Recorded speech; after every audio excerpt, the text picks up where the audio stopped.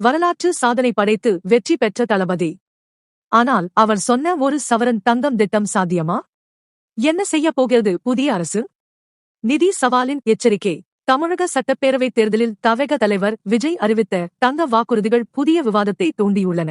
தேர்தல் முடிவுகள் வெளியாகும் சூழலில் இந்த திட்டங்கள் அரசின் நிதிநிலைக்கு என்ன விளைவுகளை ஏற்படுத்தும் என்ற கேள்வி எழுந்துள்ளது. பொருளாதார நிபுணர்கள் கணக்குகளும் அதையே சுட்டிக்காட்டுகின்றன. வாக்குறுதிகளின் செலவு கணக்கு. ஒரு சவரன் தங்கம் மற்றும் பட்டுப்புடவை வழங்கும் திட்டத்திற்கே ஆண்டுக்கு 3000 ரூபாய் கோடிக்கு மேல் செலவாகும் என மதிப்பிடப்பட்டுள்ளது. அதோடு பெண்களுக்கு மாதம் 2500 ரூபாய் வழங்கும் திட்டம் சேர்க்கப்பட்டால் வருடாந்திர செலவு சுமார் 30,000 கோடி ரூபாய் வரை உயரும் என தகவலின்படி கூறப்படுகிறது. இதனால் மொத்த நிதிசுமை கணிசமாக அதிகரிக்கும் என கணிக்கப்பட்டுள்ளது. நிதி சவால்கள் குறித்து எச்சரிக்கை. ஏற்கனவே கடன் சுமை அதிகமாக உள்ள நிலையில் பிறந்த குழந்தைகளுக்கு தங்க மோதிரம், இலவச சிலிண்டர் போன்ற கூடுதல் திட்டங்களையும் செயல்படுத்துவது சிரமமாக இருக்கும் என நிபுணர்கள் கூறுகின்றனர்.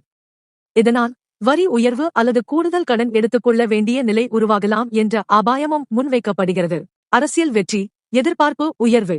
இந்நிலையில் தங்க வாக்குறுதிகள் இருந்தபோதிலும் 108க்கும் மேற்பட்ட தொகுதிகளில் முன்னிலை பெற்றுள்ள விஜயின் வளர்ச்சி கவனிக்கத்தக்கது. 50 ஆண்டுகளாக நிலவி வந்த அரசியல் அமைப்பில் மாற்றம் ஏற்படும் சாத்தியம் உருவாகியுள்ளது. இதையடுத்து மக்கள் எதிர்பார்ப்புகளையும் மாநிலத்தின் நிதிநிலையையும் சமநிலைப்படுத்த விஜய் எப்படி போகிறார் என்பதே இப்போது முக்கிய கேள்வியாக மாறியுள்ளது.